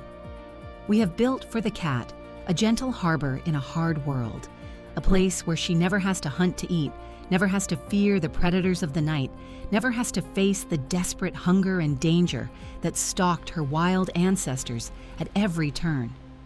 We have taken an animal that once fought and clawed for every single day of its existence, and we have given it a life of ease and security beyond anything nature ever offered. And a creature as intelligent as the cat understands a good deal when it sees one. So yes, in part, the cat stays because we have made her life comfortable and safe. That is the beginning of the answer. But if that were the whole answer, then something wouldn't add up, because comfort alone does not explain what we actually see. Think about it. If a cat stayed only for the food and the warmth, then a cat would be perfectly happy with any human who provided those things. One warm house would be just as good as another. One food bowl as satisfying as the next. But that's not how it is at all, is it? Anyone who has truly loved a cat knows that cats bond to specific people. Your cat is not merely tolerating whoever happens to fill the bowl. Your cat has chosen you. She greets you differently than she greets a stranger. She seeks out your lap, your side of the bed, your particular company, in a way she offers to no one else. She recognizes your voice, responds to your moods, follows you from room to room, and shows you an affection she reserves for you alone. A creature staying purely for comfort would feel none of that. And so we arrive at the deeper truth. The cat does not stay only for what we give her. Somewhere along the way, across all those thousands of years, the cat came to stay for us, for the connection itself, for the bond, for that quiet, wordless companionship that has nothing to do with food at all. And this, I think, is the most beautiful part of the entire story. Because remember where we began. Remember what the cat is, at her very core. She is not a pack animal, bred and shaped for loyalty and obedience like the dog. She is the descendant of a solitary desert hunter, an animal built to need no one, to live and hunt and die entirely alone. Independence is not something we trained out of the cat. It is written into the deepest part of her nature. She does not stay with us because she is incapable of being alone. She stays with us despite being perfectly, magnificently capable of being alone. And that changes everything about what her presence means. When your dog loves you, it is love, real and true and wonderful. But it is also, in part, the fulfillment of a nature bred over millennia to bond with humans. When your cat loves you, it is something else entirely. It is a gift from an animal who was never obligated to give it. An animal who could walk away, who by every rule of her ancient nature should want nothing to do with such closeness, and who nonetheless chooses every single day to stay by your side. That is not the love of a creature that needs you. That is the love of a creature that has decided, freely and against her own solitary instincts, that she wants you. And there is no purer kind of love than the kind that is freely chosen. I want you to really feel the weight of that, because I think we too often take it for granted. Every evening when your cat crosses the room and settles into your lap, every night when she chooses your bed over every other warm and hidden spot in the house, every morning when she greets you and winds around your ankles and looks up at you with those slow, trusting eyes. In each of those small moments, a wild animal is making a choice. The very same choice her ancestor made at the edge of that first Neolithic village 10,000 years ago. The choice to come in from the cold, the choice to be near us, the choice to stay. Nobody is forcing her. Nothing in her nature demands it. She is a small, self-possessed, fully independent creature who has weighed her options and decided of her own free will that a life beside you is the life she wants. When you understand that, the ordinary sight of a sleeping cat becomes something close to miraculous, because you're not just looking at a pet, you're looking at the living result of one of the oldest, freest, most voluntary friendships in the history of life on this planet. And it runs both ways, this bond. That's the thing we sometimes forget. We tend to frame the whole story around what the cat gets from us: shelter, food, safety, care. But look at everything she gives back. She gives us her company through our loneliest hours. She gives us the extraordinary calm of a purring weight against our chest, lowering our blood pressure, easing our stress, quieting our racing thoughts at the end of a long and difficult day. She gives us laughter with her mad dashes and her ridiculous antics and her calculated crimes against our coffee mugs. She gives us the profound comfort of being needed and the even deeper comfort of being chosen. On our hardest days, she sits beside us and asks for nothing, offering only her warm and silent presence, and somehow that is exactly enough. She has been our companion through history and heartbreak, through empires and ordinary Tuesdays, a small, steady point of warmth in a cold and complicated world. We did not just rescue the cat from the wild. In 1,000 quiet ways, across thousands of years, the cat has been rescuing us right back. So when people ask why cats stay, this is the real answer. Not the food, not the warmth, not the comfort, though all of those things are part of it. The cat stays because somewhere across the long march of centuries, our two species became woven into one another's lives.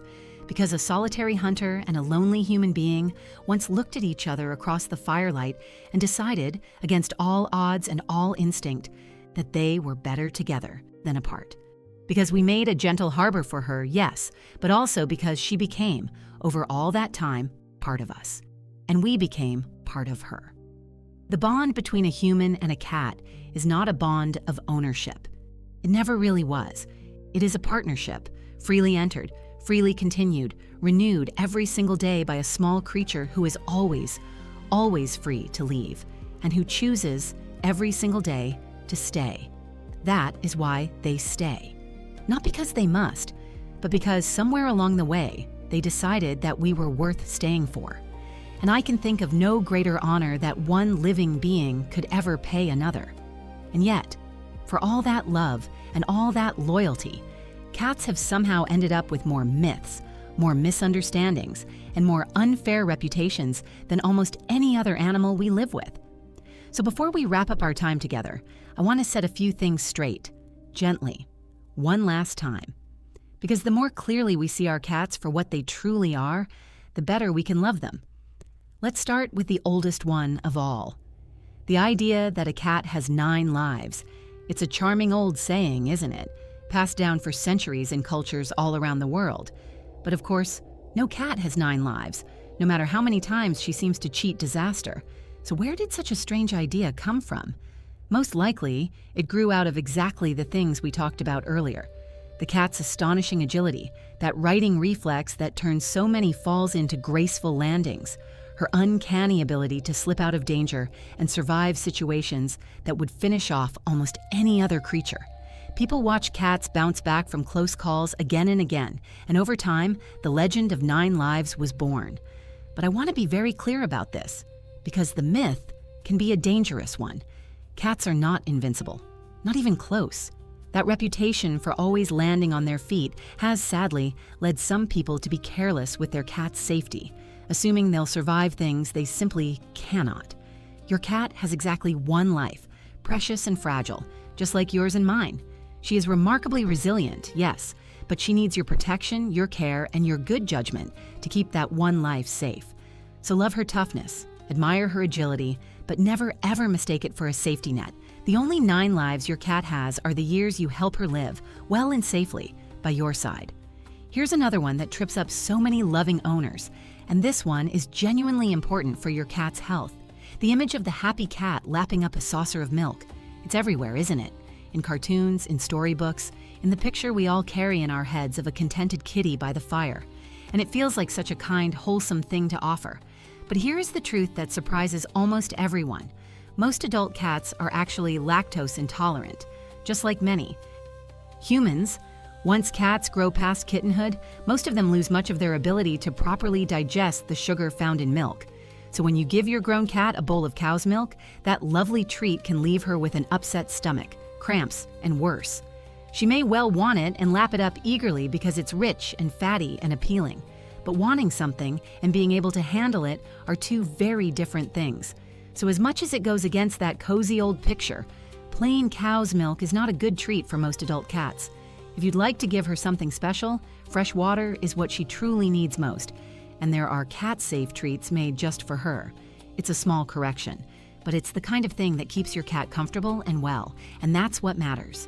Now let's revisit the biggest myth of all, because it deserves one final word. The myth that cats are cold, aloof, ungrateful, that they don't really love us and never truly could. We've spent this whole journey dismantling that idea, but I want to name it plainly here because so many people still carry it, and it does our cats such a disservice. The truth is that cats love differently than dogs do, and for a long time, we mistook different for less. A dog's love is loud and obvious and eager, tail wagging, whole body wriggling, joy spilling out everywhere, and that's wonderful. But a cat's love is quiet. It's subtle. It's spoken in slow blinks and gentle head bumps, in the choice to sleep pressed against you, in the soft weight that settles into your lap, and the low rumble of a purr. It asks you to pay attention to learn its language to meet the cat halfway, and once you do, once you learn to read it, you discover that it was there all along, deep and real and freely given. The cat was never cold. We were just, for a very long time, listening for the wrong kind of love. So if anyone ever tells you that cats don't care, you'll know better now. You'll know that a cat's affection is one of the most understated and one of the most genuine gifts in the whole animal kingdom. While we're clearing things up, let me answer a question I get asked constantly. Do cats really have a favorite person? And the answer, delightful and a little bit heartbreaking all at once, is yes. Very often they do. In a household full of people, many cats will single out one particular human as their chosen one. And here's the fascinating part. It's usually not the person who feeds them, as you might expect. More often, a cat's favorite person is the one who understands her best, the one who reads her signals and respects her boundaries, the one who doesn't grab or smother her, but waits patiently for her to come to them, the one who speaks to her gently and lets her set the pace of their friendship. Cats gravitate toward the humans who make them feel safe and understood. So if you happen to be your cat's chosen person, take it as the enormous compliment it is. It means that, in the quiet calculus of the feline heart, you are the one she trusts most in all the world. And if you're not the favorite, don't despair.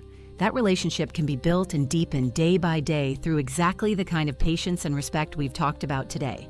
A cat's heart is earned, not given. But once you earn it, it is yours completely. And here's one last small wonder I can't resist sharing, because it reveals just how deeply your cat has integrated you into her life. Her incredible sense of time and routine. Have you noticed how your cat seems to know almost to the minute when it's time for her meal? How she appears at the door right around when you usually come home? How she seems to run her whole day by an internal clock set to the rhythm of your household? This isn't a coincidence, and it isn't quite magic either. Cats have a remarkable sense of routine, an internal sense of time tuned to the patterns of their world. And the most important pattern in that world is you. She has memorized the shape of your days. She knows the sounds that mean you're waking, the sounds that mean you're leaving, the sounds that mean you're home. She has built her entire schedule around yours, weaving her life so tightly into the fabric of your daily rhythm that the two have become almost inseparable. And that, when you think about it, is its own quiet declaration of love. Your cat doesn't just live in your home. She lives in time with you, her days rising and falling to the rhythm of yours. You are not just her companion. You are the clock her whole gentle life is set by. Speaking of the little rituals that fill your cat's day, let's talk about the one she spends more time on than almost anything else besides sleeping: grooming. If you've ever watched your cat, you know she can spend what feels like half her waking hours meticulously washing herself, licking every inch of that coat into flawless condition. And people sometimes assume it's simple vanity or just a way to stay clean. But grooming is so much more than that, and understanding it tells you a great deal about how your cat is feeling. First, there's the tool she does it with. Run your finger along your cat's tongue sometime, gently, and you'll feel it isn't soft and smooth like ours. It's rough, almost like sandpaper, covered in hundreds of tiny backward-facing barbs. Those little hooks act like a built-in comb, catching loose fur, dirt, and debris, and even helping to distribute the natural oils that keep her coat glossy and water-resistant. It's a grooming brush she carries with her everywhere, right inside her mouth. But grooming does far more than keep her tidy. It helps her regulate her body temperature. It spreads her scent across her fur, refreshing that all-important personal signature. And here's the part that matters most for you to know. Grooming is also how a cat calms herself. When a cat feels a little anxious or uncertain, she'll often stop and groom, and the rhythmic, repetitive motion soothes her, much like a nervous person might take a deep breath. This is why changes in grooming are one of the clearest windows into your cat's well-being. A cat who suddenly stops grooming, letting her coat grow dull, greasy, or matted, may well be unwell or in pain or deeply stressed, and that's a sign to pay close attention and consider a visit to the vet. And a cat who grooms too much, licking one spot raw or pulling out fur, is very often telling you she's anxious or uncomfortable about something. So watch how your cat grooms. It's not just housekeeping, it's a quiet, constant report on how she's feeling inside, written in the language of her own careful tongue. And here's one final behavior I have to mention, because it's one of the most misunderstood and secretly one of the most touching things a cat can do: the gift. If your cat has ever proudly presented you with a captured toy, or for those with outdoor access, something rather less pleasant, a mouse, a bird, an insect, laid right at your feet, you may have felt equal parts flattered and horrified. But do you know what she's really doing? There are a few theories, and they're all rather sweet. One idea is that your cat is sharing her catch with you, the way she might with family members in a feline colony, an act of generosity and belonging. Another lovely theory reaches back to motherhood itself. A mother cat teaches her kittens to hunt by bringing prey back to them. So some behaviorists suggest that when your cat brings you her catch, she may be treating you almost like one of her own kittens, a beloved but hopelessly incompetent hunter who clearly needs a little help learning to feed itself. It's not an insult, believe it or not. In her mind, it may be one of the kindest, most maternal things she can do for you. So the next time your cat drops a slightly mangled toy mouse at your feet and looks up at you expectantly, try to see it for what it is, a gesture of love, of trust, of family. She's sharing her world with you in the only way she knows how. The least we can do is thank her for it. So there they are. A few myths laid to rest, and a few final wonders to carry with you. No 9 lives, but one precious life that depends on your care. No saucer of milk, but fresh water and love instead. No cold, indifferent heart, but a quiet, genuine love that simply asks to be understood. A favorite person, chosen not for the food they give, but for the safety they offer. An internal clock set, tenderly, to the rhythm of your days. A coat groomed not just for cleanliness, but for comfort. A living report on how she feels inside. And even those strange little gifts laid at your feet, revealed at last as the acts of love and belonging they always were. Not one of these is the behavior of an animal that merely puts up with us. Every single one is the mark of a creature who has folded us completely into the center of her world. Every one of these, in its own way, brings us back to the same truth we've circled all along, that the cat is far more thoughtful, far more feeling, and far more devoted than the world has ever given her credit for, and that the better we understand her, the more astonishing and the more lovable she becomes. Tizenegietic res, zaras. Tizenegi, ezer nyolksaz, advenegi character. Now before I let you go, I want to do something with everything we've learned today. Because a story like this one is beautiful on its own, but it becomes something more when we let it change how we live alongside our cats, starting tonight. So think of the rest of our time together as a gentle invitation, a handful of small, simple things you can do, tonight and tomorrow and every day after, to honor the extraordinary creature we've spent all this time getting to know. None of these will cost you much, but to your cat, each one is a small act of love in the only language she truly understands. Let's start with the one we've come back to again and again: play. Real, active, interactive play. Now that you understand that the animal in your home is a hunter to her very core, a creature built over millions of years to stalk and chase and pounce, you can see play for what it really is. It isn't a frivolous little extra. It's a fundamental need, as real as food and water. So tonight, find a wand toy, a feather, a simple string, anything that you can move in the quick, darting, unpredictable way of a real creature, and give your cat a proper hunt. Let the toy dart and freeze and flee. Let her crouch and wiggle and stalk. Let her explode into the pounce. And here is the part so many people forget. Let her win. Let her catch it at the end. Sink her claws into her prey and feel that deep, ancient satisfaction of a hunt completed. 10 or 15 minutes of this, once or twice a day, will do more for your cat's happiness than almost anything else you could buy her. It will burn off the energy that fuels those midnight zoomies. It will ease the boredom that curdles into bad behavior. And it will let her be, for a few glorious minutes, the magnificent hunter she was always meant to be. You are not just playing with your cat. You are giving her back a piece of her wild soul. Next, let's talk about that quiet, wordless language of trust we explored, the slow blink. This one costs nothing at all, and yet it may be the most meaningful thing on this entire list. The next time you catch your cat looking at you, relaxed and calm, try it. Soften your gaze and slowly, gently close your eyes. Hold them shut for just a moment, then slowly open them again. You have just told your cat in her own native tongue that you feel safe with her and that she is safe with you. Watch and see if she blinks back. Many cats do, and when yours does, understand what has just passed between you. A small, silent exchange of trust and affection across the ancient gap between our two species. It is one of the loveliest conversations you will ever have, and it doesn't require a single word. Make it a habit. Trade slow blinks with your cat the way you'd trade smiles with a dear friend, and watch the bond between you deepen over time. Then there's the simple, powerful act of talking to your cat. Remember, she knows your voice. She likely knows her own name. She reads the emotion woven through your tone, far more than the meaning of your words. So talk to her, narrate your day, greet her when you come home.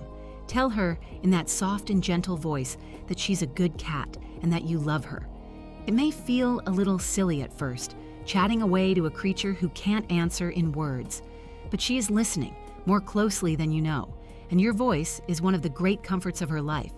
That familiar sound, warm and steady, is part of what makes your home feel safe to her. You are the narrator of her whole small world, so give her plenty to listen to. Here's another one, and it's about respect as much as love. Learn to read her signals and honor them. We spent time today on the language of the cat's body, the flicking tail, the flattening ears, the subtle signs that say, "I've had enough." One of the greatest gifts you can give your cat is to actually listen to these signals and to stop when she asks you to stop. When you're petting her and you see that tail begin to twitch, that skin begin to ripple, those ears begin to swivel back, don't push past it. Ease off. Give her space. Because every single time you respect her boundaries, you are teaching her something precious. You are teaching her that you are safe, that you will never trap her, never overwhelm her, never force her into something she doesn't want. And a cat who has learned that her human always respects her limits is a cat who will trust that human more completely and love that human more freely than you can imagine. It sounds like a small thing, stopping when she's had enough, but in the world of the cat, it is everything. Let's not forget her territory either. This whole home you share is, to your cat, her domain, her map, her kingdom. So make it a kingdom worth ruling. Give her vertical space to climb and survey her world from up high, where she feels safest. Give her a window with a good view, that endless feline television of birds and leaves and passing life. Give her cozy enclosed spots to retreat to when she needs to feel hidden and secure. A covered bed, a quiet corner, or yes, a simple cardboard box. Give her scratching posts in the places she actually likes to scratch, so she can care for her claws and mark her territory without ruining your furniture in the process. And keep her routines gentle and predictable, because we've seen how deeply cats crave stability, how much they rely on the familiar rhythm of their days. A rich, safe, predictable environment is not a luxury for a cat. It's the foundation of her well-being. And now I want to gently raise something that matters more than almost anything else, precisely because it's so easy to overlook: her health. We talked earlier about the stoic silence of the cat, that deep, ancient instinct to hide any sign of weakness or pain. Out in the wild, a cat who showed she was sick or hurt made herself a target.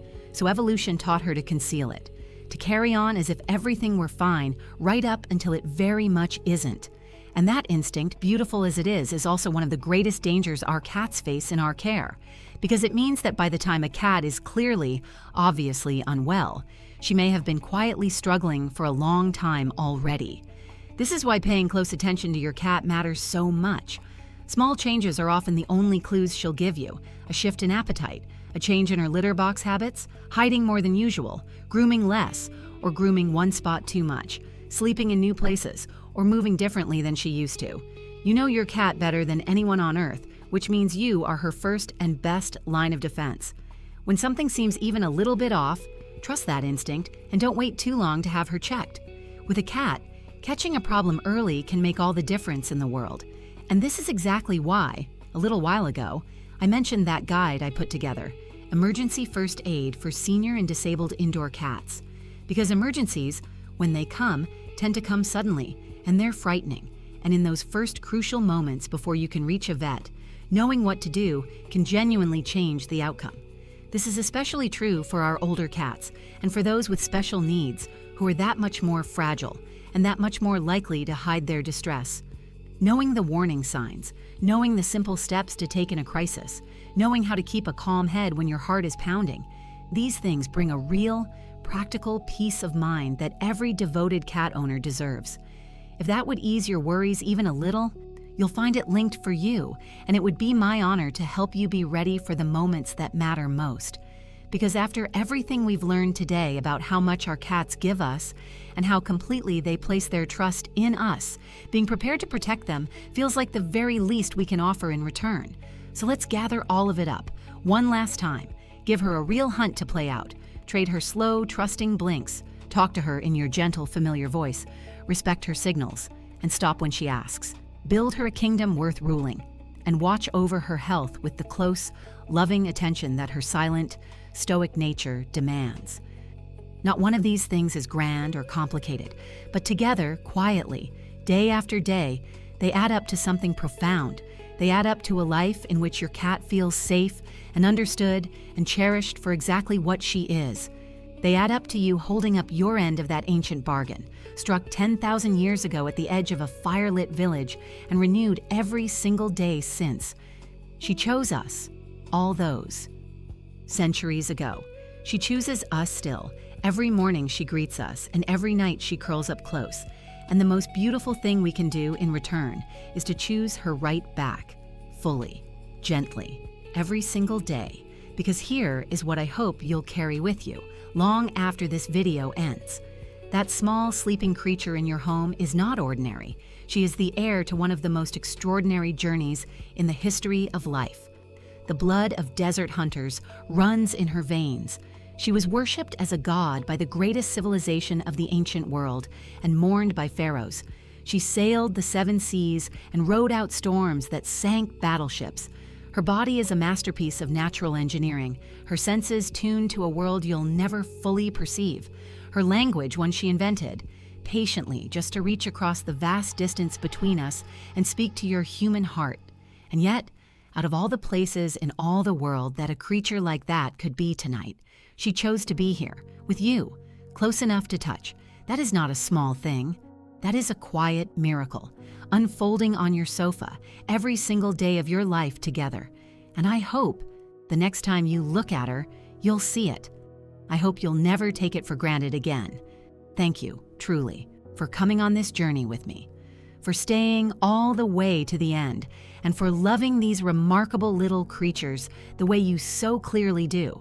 If this story moved you or taught you something new, or simply made you look at your cat with fresh eyes, then do me one small kindness before you go. Give this video a like so that other cat lovers can find their way to this story too. It helps more than you could ever know.